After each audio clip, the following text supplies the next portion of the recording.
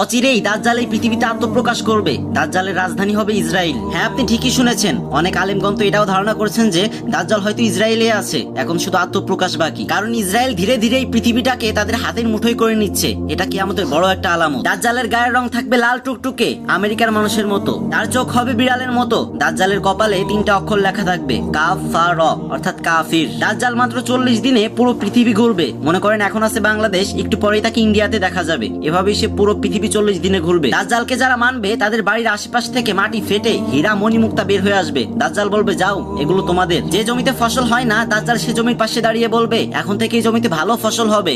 সেখানে রাতারাতি ফসলে ভরে যাবে। দাজ্জাল পৃথিবীর মানুষকে বলবে, আমি তোমাদের রব, আমি তোমাদের আল্লাহ। তখন পৃথিবীর মানুষেরা বলবে, অসম্ভব, এটা হতেই পারে না। তখন দাজ্জাল বলবে, আমি মৃত মানুষকে জীবিত করতে পারি। তখন পৃথিবীর মানুষ আবারও বলবে, অসম্ভব, কারণ এটা আল্লাহ ছাড়া আর কেউ করতে পারে না। তখন একটা ছেলে চিৎকার দিয়ে বলে উঠবে, ও আচ্ছা, তুমি তাহলে সেই দাজ্জাল, কারণ আল্লাহ ছাড়া মৃত মানুষকে আরেকজনই জীবিত করতে পারে, সে হচ্ছে দাজ্জাল। তখন দাজ্জাল আরো রাগান্বিত হয়ে যাবে আর বলবে, আমি তোমাকে কেটে টুকরা টুকরা করে আবারও জীবিত করতে পারি। তখন ছেলেটা মুচকে একটা হাসি দিয়ে বলবে, এখন আমি পুরোপুরি নিশ্চিত হলাম যে আমার নবী 1400 বছর আগে যে দাজ্জালের কথা বলে গেছে, তুমিই সেই দাজ্জাল। কিন্তু পৃথিবীর মানুষ তখনও বলতে থাকবে যে মরা মানুষকে জীবিত করা কখনোই সম্ভব নয়। তখন দাজ্জাল মনে মনে একটা ফোন দিয়ে আটে আর পৃথিবীর মানুষকে বলে, আমি যদি মরা মানুষকে জীবিত করতে পারি তাহলে কি তোমরা আমাকে আল্লাহ মানবে? তখন সবাই ভাববে, ধুর, মৃত মানুষকে আবার জীবিত করা যায় নাকি? আচ্ছা যাও, তুমি যদি মরা মানুষকে জীবিত করতে পারো তাহলে আমরা তোমাকে আল্লাহ হিসেবে মেনে নিব।